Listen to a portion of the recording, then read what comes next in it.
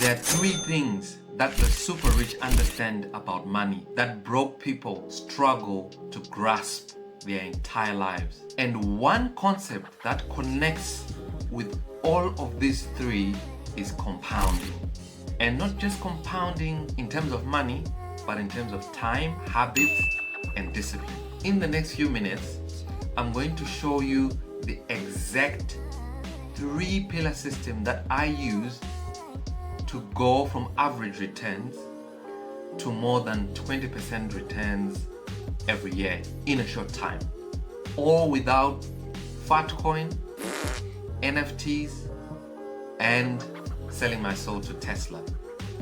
So stick around until the end of the video.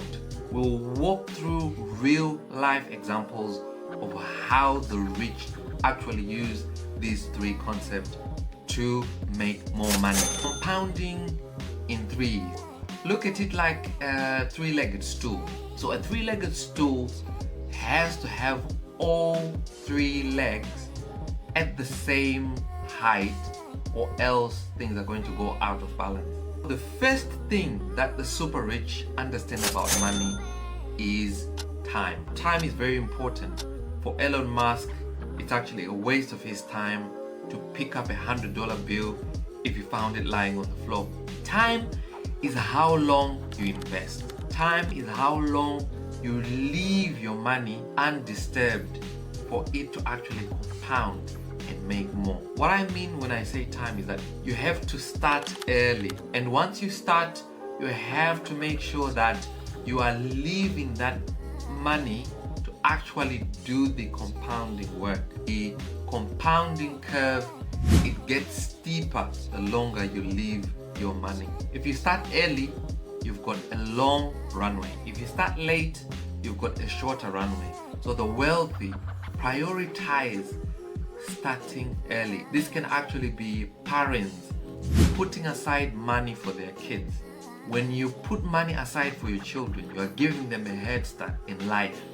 And by the time they actually get to 18, if you start investing when your child is say 2, 3 or 4 years of age, when they reach 16 or 18, they actually have quite a sizable pot to actually give them a head start in life. So don't cash out, don't panic sell, just let it ride. There's an example that I like to use to illustrate time. You are starting to invest at age 25, you only need about 188 pounds a month. So time is on your side, and compounding can work for decades. Then person B starting out at age 45, you can see that the amount has gone up about 6 times. So if you're age 45, you have to contribute more than 6 times, and that's 1,400 a month. So you've lost 2 decades of compounding, and you have to make this up larger contributions. And for someone who is starting at age 60 and they want to retire at age 65, they have to invest 13,650 to go. That's financially out of reach for most people. And the lesson is just that you have to start early, you have to invest consistently, and then let time do the compounding work for you. So if you delay it, you will pay for it either at higher contributions or in unreachable finish lines. So the second thing is amount. I would like to take the amount as the fuel. So with the amount, you really have a little wiggle room on this one, because you can up the amount you contribute.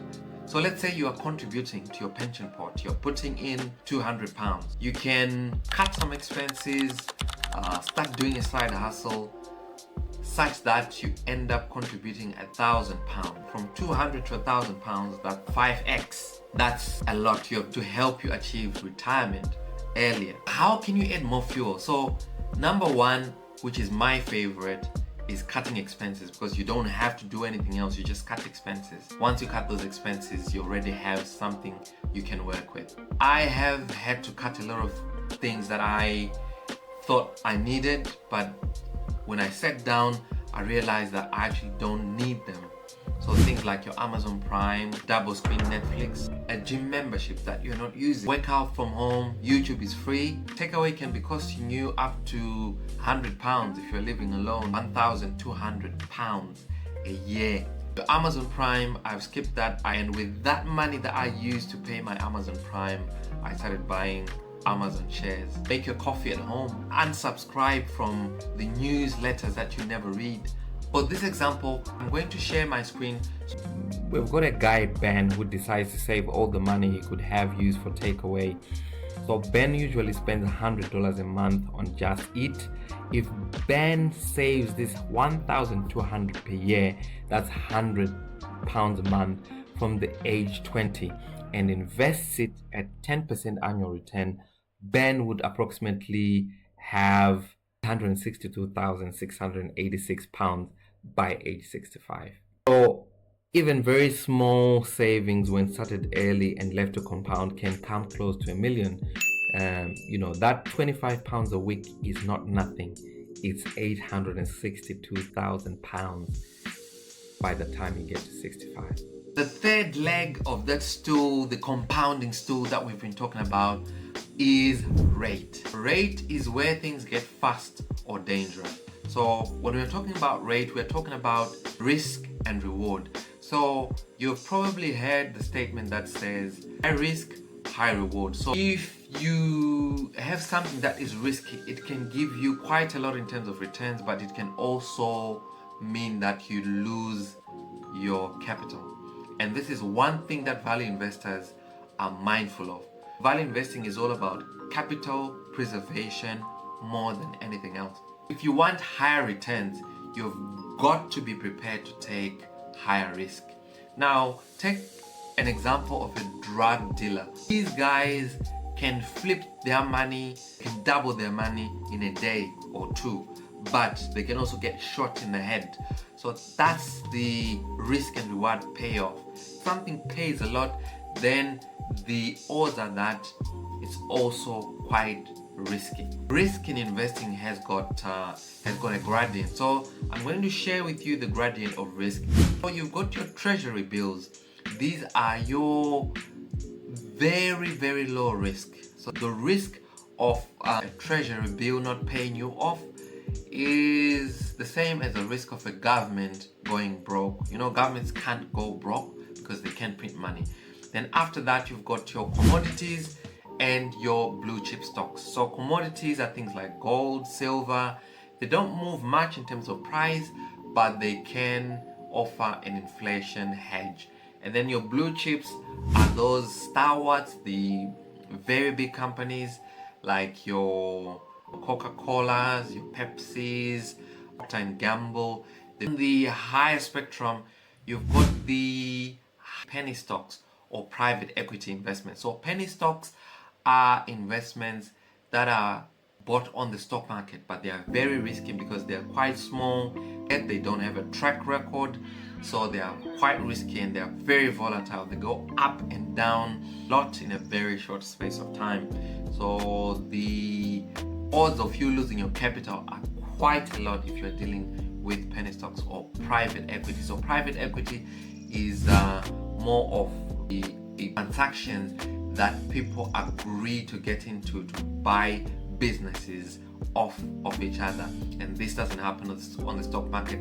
This happens in private. On the extreme, we've got your crypto, meme coins, and NFTs. The higher you climb, the steeper you fall. You should know where you stand. So always remember that value investing is the management of risk, not the management of returns. Before you go, I would like to share with you one bonus tip, and this is for you to be able to know how to approach rate and investing. So how long does it take you to double your money? There is a law called the law of 72. Take 72 and you divide it by the rate you're getting. It will give you the number of years it will take you to double your money. It's all about doubles. I like doubling my money.